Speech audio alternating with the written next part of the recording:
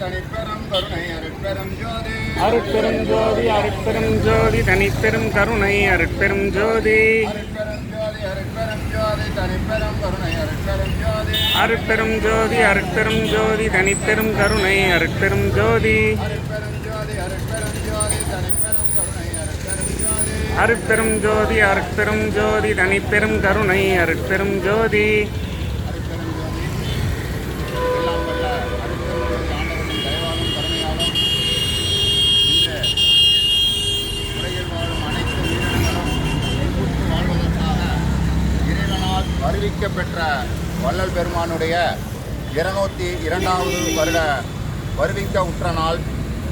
இந்த ஒரு அற்புதமான நாள். இந்த பூமியில் வாழும் அனைத்து உயிரினங்களும் எவ்வித துன்பமும் இன்றி எல்லா வளமும் நலமும் பெற்று பசிப்பினியின்றி வாழ்வதற்காக இறைவனால் வருவிக்க பெற்றார். அந்த அற்புதமான நாள் இன்று. அவர் அந்த நன்னாளில் நமது நாமக்கல் வள்ளலார் சன்மார்க்க அறக்கட்டளையில் காலை திருவருட்பா அகவல் பாராயணம் சீரும் சிறப்புமாக நடைபெற்றது. அதைத் தொடர்ந்து காலையிலிருந்து மாலை வரை தொடர்ந்து பசியாற்றுவித்தல் நடைபெறும். மாலை 4 மணிக்கு வள்ளலார் வாழ்வியல் முறை சொற்பொழிவு நடைபெற உள்ளது. அதைத் தொடர்ந்து குழந்தைகள் திருவருட்பா பரதநாட்டியம் கலை நிகழ்ச்சியும் நடைபெற உள்ளது.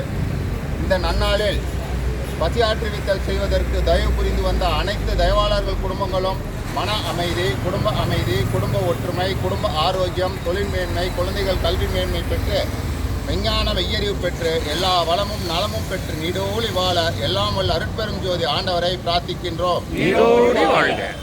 அருட்பெரும் ஜோதி இந்த நன்னாளில் நாம் எல்லோரும் அந்த மகா மந்திரத்தை சொல்லலாம். ஒரு அற்புதமான நாள் இன்று. ஒரு சித்தர் மகான் இன்னைக்கு அவதரித்த நாள். அதனால் மகா மந்திரத்தை 3 பேர் நல்ல உறக்க சொல்வோம்.